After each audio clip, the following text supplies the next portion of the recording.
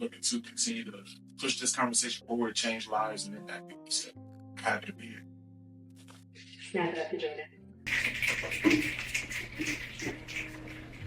My first question. What does self-love mean to you, and when did you discover the importance of it? Self-love for me is, it's a couple things, but one of the biggest things is making you a priority. I think I discovered that probably within the last 5 or 6 years. I was that kind of person who would put others before myself, almost to a fault.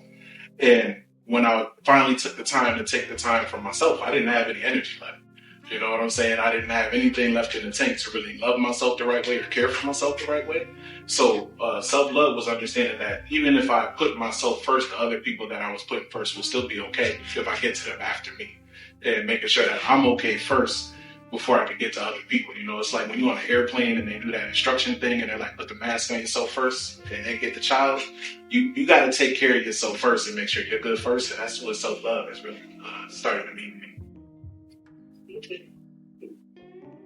What does mental health look like to you, and what are practices and resources that you recommend for Black men who are struggling with their mental health?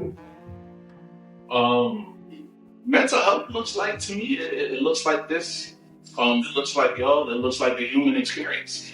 I think for a while when we mentioned mental health, it's like, oh man, you know, like you're crazy. You know, it's like you're not.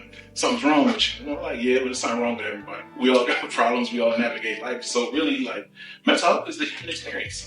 You know, whether you're happy, sad, or somewhere in between, like that's your mental health. So taking the time to really sit with yourself, allow yourself to feel things, being honest with yourself, and being honest with the people around you, and making that a priority. That's what really mental health is to me.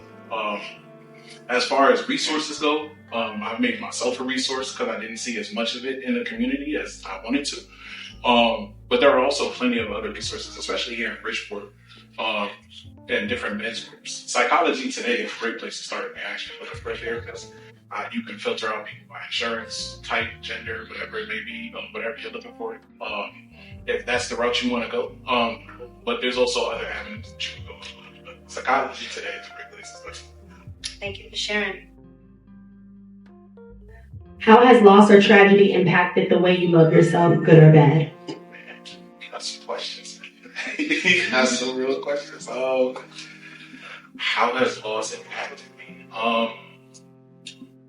Loss is one of them things that impacts me in a great way. I've had a number of friends who have passed away from suicide, friends who have passed away from car accidents, drug overdoses. So loss is something that unfortunately is too common around me in my life. And the craziest thing about loss and grief is like the older you get is the more you experience. You know, because that's just the way of the world. Like, the older you get, more people are going to pass away. And it's one of those things where I'm learning to face it head on. I used to be that person where, like, if I'm feeling grief or I'm feeling sad or I'm feeling down, like, I would just go to sleep. You know what I'm saying? Sleep was my best friend. And now I'm allowing myself to feel these things. You know, if that person comes to mind and it makes me sad a little bit, I'll let that tear ball this time. You know, I won't pretend that it's not happening. I won't act like it's not happening. And I'm not afraid to talk about the people I've lost anymore. It used to be like, I can't bring up their name. Like, it's too much to bring up. But now it's like, I want to try and honor those people the best I can and speak about the positive memories with them the best I can. I lost a cousin in April. I lost a cousin. And it's a lot. I still deal with that right now because it's so fresh, but I talk about it every chance I get, you know, because it's like I have to allow myself to really work through that and let myself feel it. So loss is a big part of life. It's something that we can't avoid, but we do get to choose how we deal with it and how we navigate through it. And that's the beautiful part of it, is that you have the choice and a say in how you go about your healing and how you go about getting better. So.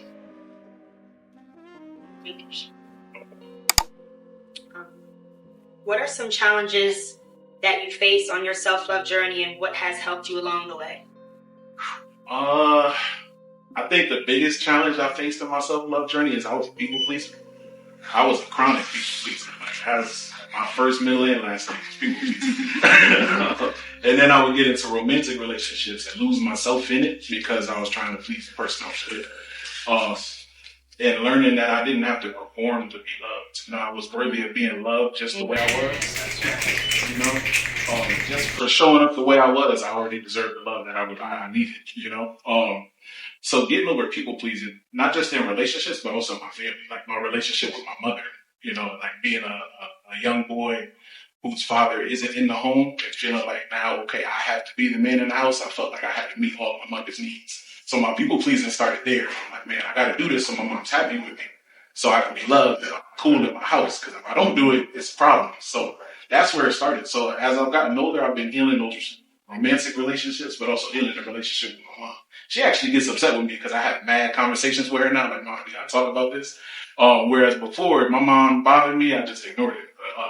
It's dope that we're having these conversations now and that I'm able to have that back and forth dialogue with my mother, man, because it's been healing for me.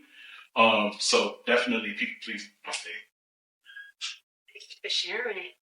We have a couple more questions, then we're going to get into some questions. What are things that you wish you had when you were younger that would have made your self-love and mental health journey more feasible? I would say a present dad, not even necessarily for my parents to be together, like a dad in a household, but just one that was present.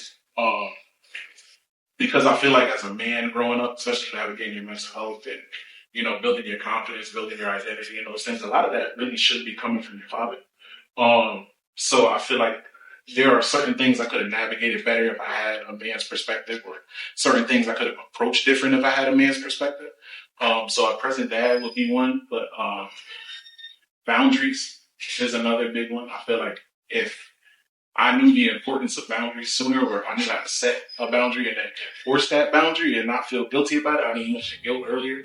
I used to set a boundary and feel so guilty. I'm like, man, I can't tell this person no, or like I can't enforce this. And now I set a boundary and like I feel no shame about it. I feel no guilt about it. So being able to set boundaries sooner, I feel like it would have saved me about 25% of the things I've navigated in my life. Set boundaries. Working on that. Lastly, what do you want young men to know about the importance of self-love and mental health? What I would want young men to know, that there's nothing wrong with you, that you don't have to perform, and that your identity is not wrapped up in how much you can give somebody, or how much you can take care of somebody, or how much you can provide somebody. Like, you are a human being outside of your ability to provide or your ability to take care of somebody. All of those things are amazing and they're necessary, but it's not who you are. And being able to love yourself properly, and also understanding that, like, you're not missing out. Right. I think a lot of young men, I know I was that young man, especially growing up, you feel like you're missing out if you don't engage in the things that your peers engage in, or you feel like you're missing out if you're not doing this, or you're on the latest trend, or you're doing this and that. And then you start to feel like sometimes you feel like a loser or outcast or whatever it may be if you're not doing the same things your peers are, but it's okay to be different.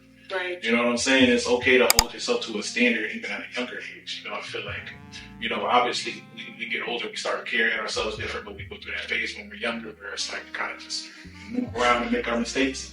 And I feel like if I just stayed true to who I was at that younger age, I could have avoided some mistakes, but I was trying to be accepted by my peers. Right. And again, getting into that performance. Like, I have to be this way around my friends. Right. Because all my friends are living this. In reality, that's not really how I like to be. I even navigate some of my friendships now. I had a conversation with one of my closest friends, and I was like, hey, listen, man, I understand that this is your lifestyle, but I don't live this way anymore. We had like an hour-long conversation of how we're different now. There's still love, and that's still my friend, but we don't interact in the same arenas that we used to, because I don't feel like I have to perform to be in that same. So right. I would definitely tell that to him. Thank you so much, Mr. Jordan Smith. Everybody give it up for Mr. Jordan Smith. As I mentioned earlier, to those who walked in, welcome in. We've got something to say. To those who just walked in, we've got something to say. Promotes mental health and well-being through the art of poetry and spoken word by creating safe spaces for voices to be heard.